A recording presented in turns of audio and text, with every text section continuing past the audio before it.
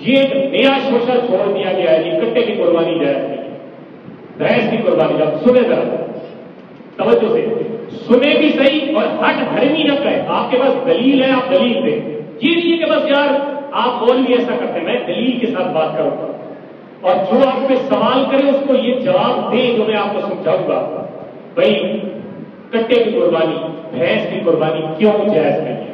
کہتے ہیں جی یہ تو نبی پاک صلی اللہ علیہ وسلم نے اس کی قربانی نہیں فرمائی۔ ٹھیک ہے، نہیں فرمائی، اچھا دوسری وجہ نہیں، قرآن میں ان کا جوڑوں میں ذکر نہیں ہے۔ من الواعظ اثنین، من البقر اثنین، من الابل اثنین۔ یہ جو قربان سورہ انعام میں 145 آیت میں جوڑوں کا ذکر ہے، 4 جوڑوں کا نر اور مادہ کا ذکر ہے، تو ان میں بھینس کا ذکر نہیں۔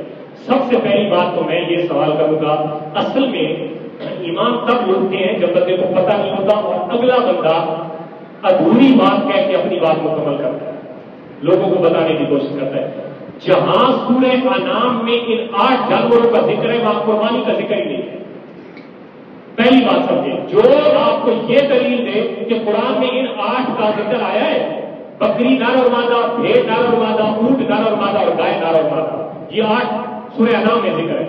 وہ کہیں گے جی قرآن میں تو بھینس کا ذکر نہیں آتا، تو ان کو کہے بھائی یہ قربانی کے مسائل ہیں تو آپ یہ مجھے قرآن سے اسی جگہ سے نکال دیں کہ جہاں پہ اللہ نے جوڑوں کا ذکر فرمایا وہاں پہ قربانی کا مسئلہ ہی نہیں ہے، وہاں پہ تو ذکر ہی اور ایسے وہاں پہ قربانی کا ذکر ہی نہیں ہے کہ یہ قربانی کے سبب چل رہا ہے، اور اس ذکر میں اگر آ جائے تو پھر تو آپ کہیں یار ٹھیک ہے ان 8 کے علاوہ قربانی جائے گی۔ وہاں پہ تو بھائی ذکر ہی جانوروں کا ہو رہا تھا، اور یعنی سیاق و سباق بھی اور تھا، مضمون بھی اور چل رہا ہے، اور آپ نے اس کو اس بات کی قربانی کے منتخب کر دیا جی ادھر بھینس کا ذکر نہیں، اس میں قربانی۔ ایک تو آپ نے غلطی کی جس نے کہا کہ بھینس کی قربانی جائے۔ دوسرا جواب، نبی رحمت صلی اللہ علیہ وسلم کے صحابہ کرام میں حضرت علی المرتضی شیر خدا رضی اللہ تعالیٰ عنہ کی بات سنیں، یہ الفردوس میں حدیث میں کریں، الجاموس تجزئ عن 7 فی العادیۃ۔ عربی میں جس طرح گائے کو بکرا کہتے ہیں، بھینس کو جاموس کہتے ہیں۔ کیا کہتے ہیں؟ جاموس۔ حضرت علی فرماتے ہیں کہ جس طرح گائے قربانی کرنے میں سات کی طرف سے پوری ہوتی ہے، اس کی طرح بھینس بھی سات کی طرف سے قربانی۔ حضرت علی کا قول ایک دلیل، یہ میں آپ کو ابھی نقلی دلیلیں دے رہا ہوں، یعنی جو روایات میں آتی ہیں وہ دلیل۔ دوسری دلیل مصنف ابن ابی شیبہ میں حضرت علی کی وفات 110 ہجری میں ہوئی، وہ 110 والوں کو سمجھ نہیں آئی تھی کہ بھینس کی قربانی جائز نہیں ہے، یہ آج 1400 سال بعد والوں کو سمجھ لے کہ بھینس کی قربانی، کٹے کی قربانی جائز نہیں۔ حضرت حسن بصری فرماتے ہیں، کیا فرماتے ہیں کہ الجاموس بمنزلۃ البقر، کہ بھینس گائے کے قائم مقام ہے، یعنی جس طرح گائے کے حکام ہے اسی طرح بھینس کے حکام ہے۔ اور یہ مصنف ابن ابی شیبہ کی حدیث ہے۔ یہ کون نکل کر رہے؟ حضرت روایت حضرت حسن بصری 110 ہجری۔ تیسری دلیل سنیں، یہ وہ حضرت کی میں بات کر رہا ہوں جو حضرت امام بخاری کے استاد ہیں، حضرت امام عبد الرزاق، انہوں نے ایک کتاب لکھی جس کا نام تھا مصنف عبد الرزاق۔ امام بخاری کے استاد نام ان کا ہے عبد الرزاق، اور انہوں نے جو کتاب لکھی اس کا نام ہے مصنف عبد الرزاق۔ اس میں وہ نقل کرتے ہیں کیا تو سب الجوامیس و البقر، جوامیس جامس کی جمع، جاموس کی جمع، اور جاموس کہتے ہیں بھینس کو، کہتے ہیں بھینس کو بھی گائے کے حکم میں شمار کیا جائے گا۔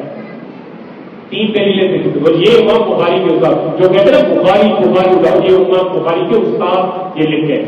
چوتھی دلیل حضرت امام مالک بن انس، اور یہ وہ حضرت امام مالک ہے جن کو امام مدینہ کہا جاتا ہے، اور وہ کہتے ہیں یہ 295 ہجری کے انہوں نے جو کتاب لکھی، بخاری سے بھی پہلے حدیث کی سب سے پہلی کتاب جو مدون شکل میں لکھی گئی وہ موطا امام مالک کی، بخاری سے بھی پہلے مدون طریقے سے جو طریقہ ہمارے پاس وہ موطا امام مالک، لکھنے والے امام مالک بن انس تابعی ہیں، وہ لکھتے ہیں کہ انما یا بقر کلھا، وہ بھائی بھینس کا تو لینا حکم ہی نہیں ہے، جس طرح گائے کے حکم ہے سارے اسی طرح کے حکم بھینس کے۔ اب یہ 4 دلیلیں میں بھی 2-3 اور بھی ہیں، اگر تسلی کسی کی نہ ہوئی تو وہ بھی میں پوری کروا دوں۔ یہ 4 دلیلیں بھینس کے جائز ہونے کی، وہ لوگ آج 1300-1400 سال پہلے اور پھر بھینس کی قربانی یعنی کٹے کی قربانی پہ اجماع امت ہے، پوری امت کا اجماع ہے، کسی نے بھی اس کو ناجائز نہیں قرار دیا۔ آج کے بڑے بڑے جو لوگ آ گئے ہیں اور سکالر آ گئے، انہوں نے کہا ہے کہ ابھی کٹے قربانی جائز ہے، آج تک پچھلی تاریخ نکال لیں، کوئی کتاب ہمیں بھی نکال کے دکھائیں جہاں پہ لکھا ہوا ہوگی جی بھینس کی قربانی جائز ہے۔ ایسی لوگوں کا ذہن تھا جڑے کٹے بھینس کی قربانی کر رہے ہیں، وہی مخدوش حالت میں کہ پتہ نہیں قربانی ہوئے گی کہ نہیں ہوئے گی۔ اچھا، یہ کتنی باتیں سمجھ لینے کے بعد ایک عقلی دلیل پہ دیتا ہوں۔ اب سمجھنے میں بات کو عقلی دلیل یہ ہے، کوئی بندہ جس کے پاس کوئی اور جانور نہیں ہے سوائے بھینسوں کے، یعنی اس کا بھینسوں کا باڑہ ہے، اس کے پاس 50 ہیں 20 ہیں بھینسوں کا باڑہ ہے، اس کے پاس بھینس بطور مال موجود ہے۔ اب مال کی زکات کا حکم ہے، گائے پہ علیحدہ زکات کا حکم ہے، اونٹ پہ علیحدہ ہے، بکری پہ علیحدہ ہے۔ ایک بندہ جس نے بھینسیں پالی ہوئی، اس کا بھینسوں کا باڑہ ہے، کٹے کا باڑہ ہے، اب جب وہ زکات کی باری آئے گی وہ کیا دے گا؟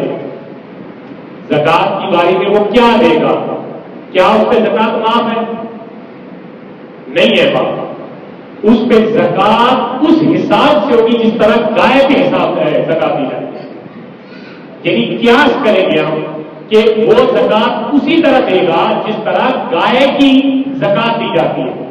اب سوال یہ ہوا کہ بھائی نبی پاک صلی اللہ علیہ وسلم کے دور میں اگر یہ ذبح کی جاتی تو ہم بھی کرتے ہیں۔ بھائی یہ افریقن جانور تھا جو اس وقت اہل اسلام کے بعد ابھی وہ ملک بھی نہیں آیا، ادھر مسلمان پہنچے بھی نہیں تھے، اس لیے یہ پالتو جانوروں میں آیا نہیں۔ یہ مطلب جنگل کا جانور تھا جس کو آپ وحشی کہتے ہیں، بعد میں اس کو بطور پالتو جانور پالنے لگے۔ اب جب یہ پالتو جانور بن گیا، یہ وحشی نہ رہا، تو پھر اس کی قربانی جائز ہو جائے گی۔